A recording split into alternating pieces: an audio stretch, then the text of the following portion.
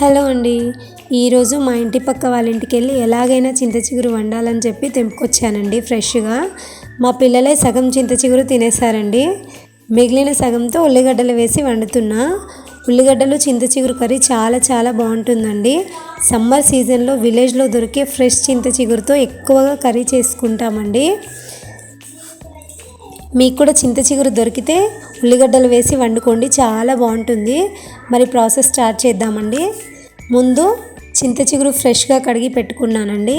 Next 5-6 medium size onions తీసుకొని నేను చూపిస్తున్న విధంగా చిన్న చిన్న ముక్కలుగా కట్ చేసుకోవాలండి. స్టవ్ ఆన్ చేసుకొని బౌల్ పెట్టుకొని అందులోకి 4 స్పూన్ల ఆయిల్ వేసుకోండి.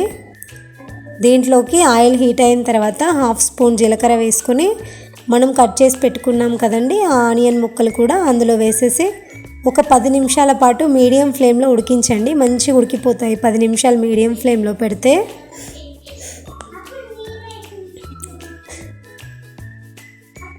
టెన్ మినిట్స్ తర్వాత చూసారు కదండి, మంచిగా ఫ్రై అయిపోయాయి ఆనియన్స్. ఇందులోకి ఇప్పుడు మనం 1 స్పూన్ అల్లం వెల్లుల్లి పేస్ట్ వేస్తున్నానండి. అదేవిధంగా 1/2 స్పూన్ పసుపు వేసుకుంటున్నాను. ఈ రెండింటిని మంచిగా కలిపేసి మొత్తం 1 నిమిషం పాటు ఉడకనివ్వండి. సమ్మర్లో ఆనియన్స్ తింటే బాడీకి చలవ చేస్తుంది అంటారండి. ఇలా ఉడికిన తర్వాత దీంట్లోకి మనం చింత చిగురు పెట్టుకున్నాం కదండి కడిగి పక్కన, ఆ చింత చిగురు వేసేసుకోండి. సమ్మర్లో ఫ్రెష్గా చింత చిగురు దొరికితే మాత్రం అస్సలు వదలకండి, ఎందుకంటే ఇందులో ఐరన్ విటమిన్స్ ఎక్కువగా ఉంటాయండి. ఇప్పుడు మనం కలుపుతున్నంత టైంలోనే చింత చిగురు కర్రీ ఉడికిపోతుందండి ఈజీగా. 1-2 నిమిషాల పాటు లో ఫ్లేమ్లో పెట్టి ఉడికించేసుకోండి. 2 మినిట్స్ తర్వాత దీంట్లోకి టేస్ట్కి సరిపడా సాల్ట్ వేసుకోండి. అదేవిధంగా 1 స్పూన్ కారం వేసుకోండి.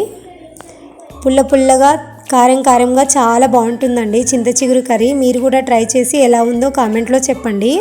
కొత్తిమీర ఏం వేయట్లేనండి, 1/2 స్పూన్ ధనియా పౌడర్ వేస్తున్నాను. ఇంతే అండి, ఈజీ అండ్ టేస్టీగా చింత చిగురు ఉల్లిగడ్డల కర్రీ విలేజ్ స్టైల్లో అయిపోయిందండి.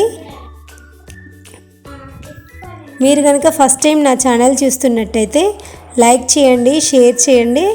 మరిన్ని వీడియోస్ కోసం ఆ ఛానల్ సబ్స్క్రైబ్ చేయండి. Thank you for watching.